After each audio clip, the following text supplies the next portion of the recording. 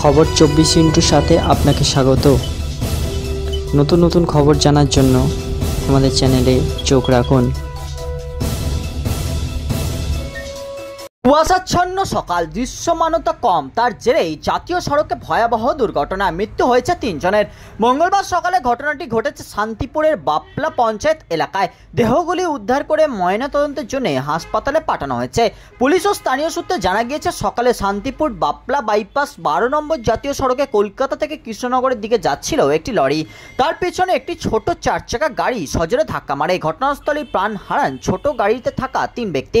প্রত্যক্ষদর্শীরা জানাচ্ছেন, দুটো গাড়ি কলকাতা থেকে কৃষ্ণনগরের উদ্দেশ্যেই যাচ্ছিল। ঘন কুয়াশার কারণেই ছোট গাড়ির চালক লরি দেখতে পাননি বলেই মনে করছেন প্রত্যক্ষদর্শীরা। তার জেরেই সজোরে গিয়ে লরির পেছনে ধাক্কা মারেন চালক। ছোট গাড়ির সামনের অংশ একেবারে দুমড়ে মুচড়ে যায়। গাড়ির ভিতরে আটকে পড়েন 3 জন। মাথা মুখ থেতলে যায় তাদের। যতক্ষণ তাদের উদ্ধার করা হয়, মৃত্যু হয় 3 জনের ততক্ষণেই। খবর পেয়ে ঘটনাস্থলে যান শান্তিপুর থানার পুলিশ। দেহ 3টি উদ্ধার করে হাসপাতালে পাঠায় পুলিশ। দুর্ঘটনাগ্রস্ত গাড়ি দুটিকে বাজেয়াপ্ত করা হয়েছে। ব্যুরো রিপোর্ট, খবর 24/7।